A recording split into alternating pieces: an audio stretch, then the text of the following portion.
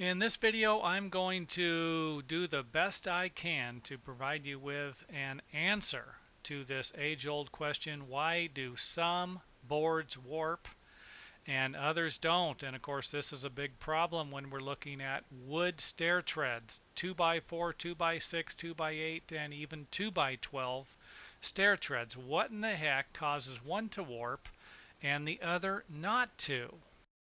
Well, here's an excellent example of what I'm talking about. We have a warped 2x6 stair tread, and if you notice, the white arrows are pointing to the gap between the top of the stair stringer and the bottom of this 2x6 stair tread. And why is this one warping? Well, because it's cut from the area closest to the center of the tree, where other lumber that usually won't warp, and again, I'm not going to say this all the time, but most of the higher quality lumber that you're going to get will come from the outside of the tree, or the outer area. I'm sorry, not the outside of the tree, but the outer area. It will not come from the area near the center of the tree.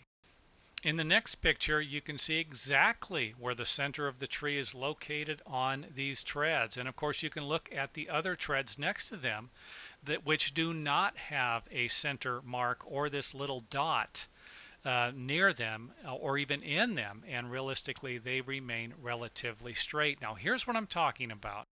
The black arrow is pointing to the center of the tree. Any lumber cut from the center or near the center of the tree, like I've already said, isn't going to be the highest quality lumber and will tend to warp, bow, and twist more than lumber that's cut from this area. Now, here's another picture showing you of, realistically, in my opinion, the worst lumber you can get, and that would be the lumber cut directly from the center of the tree. And again, you're not always going to end up with this, but you will end up with it every once in a while. Like I said, I've seen boards that were cut from the center of the tree that remain relatively straight. So this isn't a must-do, gonna happen every single time, but realistically, it will happen a lot more often than you would imagine. The next picture provides us with an excellent view of where the stair treads in the picture of the stairway we were just looking at could have came from. You know, you can see that realistically you can get an idea where the center of the tree is located on this picture, and of course go back and look at one of the 2x6 and get a pretty good idea where this lumber has came from, and of course what's causing most of the problem with the stairway.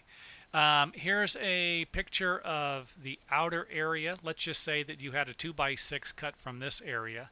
Then realistically, you're going to reduce the amount of problems that you could have with your treads warping. And of course, this is what we're looking for. This is why I made the video.